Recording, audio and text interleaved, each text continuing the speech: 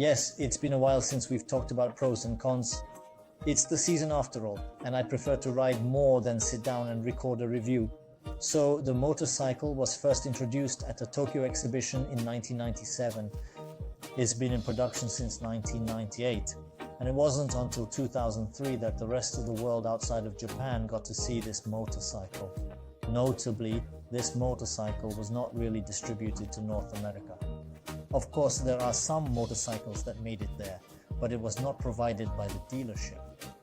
Originally, the motorcycle had carburetors, 1.284 cubic centimeters, and 100 horsepower at 120 meters of torque. Then in 2003, when the motorcycle was shipped to Europe, Asia, Oceania, South America, and the rest of the world, it got an injector. The injector has already amped up the power to 115 horsepower, but sadly it has slightly decreased the number of Newton meters. Overall, these are the two major revisions of this motorcycle.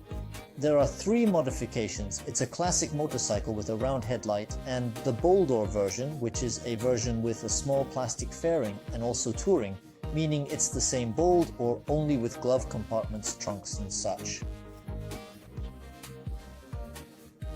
If we look at the technical specifications, it's a 4-cylinder liquid engine, 4 valves per cylinder as usual. Initially it had 4 Keihin carburetors, then an injector of 100 horses and 115 respectively. In the first generation up to 2013 it had a 5-speed, and they began installing a 6-speed gearbox starting from 2014. A fun fact is that the rear suspension has undergone changes. Say in 1998-2002 was the first time a pendulum progressive system was introduced called Honda PruLink. It was removed, and now the shock absorber had 116 millimeters. Acceleration to 100 is around 3.5 seconds, 240 top speed, 21-liter tank. It's the lightest motorcycle you could get. It weighed 252 kilograms in the loaded system. This is the 2003 model without ABS. The heaviest is 284 kilograms touring version. The average motorcycle consumption is from 7 to 8 liters. Of course, on the highway with such a torque engine, you can try to stick to around 5 liters. But in the city with regular traffic, 7-8 liters is very straightforward. It's possible, I think, to even go up to 12-13 liters. Let's move on to the pros and cons of this motorcycle and start with the cons. And the first drawback is the recall campaign in 2013 to 2015. It's quite a large recall campaign for Honda. About 30,000 motorcycles were affected, and different models, they all had a problem with the starter, which is actually causing some problems in the form of at least malfunction and at most a fire. The second minus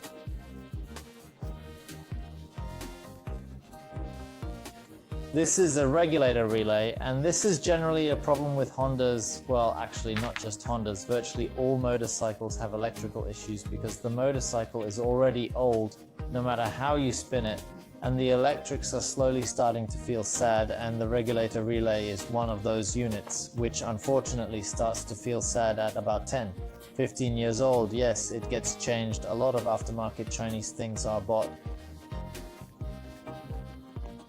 a ton. Well, Chinese ones are hit or miss, but it's better to get some reputable aftermarket. I bought one for this bike, cost me roughly $6 or so. The universal one is quite excellent. The third disadvantage is the weight of the motorcycle. The main issue with the weight of the motorcycle is not only that it's heavy in the CB1300, the weight was one of the key criticisms, and they always wanted to decrease it, and unfortunately because of this, they opted for a ProLink rear suspension, which is not very good. The fourth disadvantage is that it's boring. Yes, the motorcycle is boring. So I was telling you about the Phaser, how it's quite a boring motorcycle. It doesn't have any kind of character. I even referred to it as spineless. This motorcycle is probably the standard of spinelessness because it's a regular classic motorcycle, not pretending to be something it's not. That's it. Let's move on to the positives, and the first one is reliability, the overall reliability of the engine, the overall reliability of the construction. There's no need to reinvent the wheel here. These motorcycles have been on our roads for many years.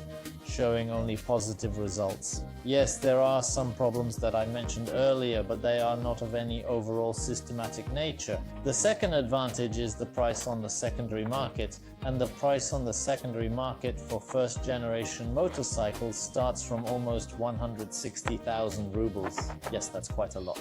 But for 200,000 or 220,000 or even 250,000, you can afford a motorcycle with over 100 horsepower. The third advantage is popularity, and this is also very handy for the owners or the future owners. For owners who are considering it, because again, all the manuals, all the problems, all the service options, everything has been written about. There's a lot on the internet, there are spare parts, and especially because the motorcycle was produced almost up to the present time, and there are just a lot of spare parts available from disassemblers. That's how I got a review of the CB1300. In fact, it's one of those motorcycles that you don't have much to say even if you want to. I've ridden the CB. The only thing I didn't like, and which is actually one of its advantages, is a bug. Strangely enough, it has a 21-liter tank. It's not very much really, but it's so wide that when you sit down, you just see one big bug.